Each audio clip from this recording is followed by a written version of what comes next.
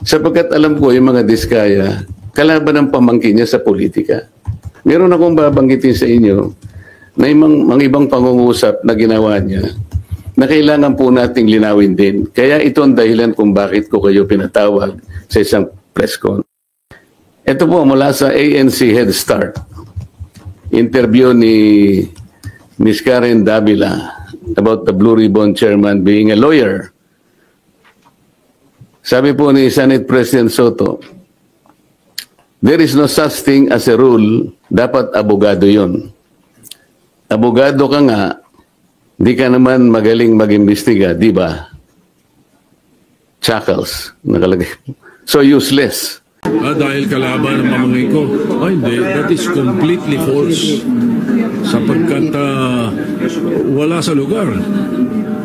Paano mong gagawing witness protection program? Magkakaroon ng immunity yung billion-billion ng ninakaw sa gobyerno, allegedly. Paano mo gagawin yun? Tapos ayaw isole.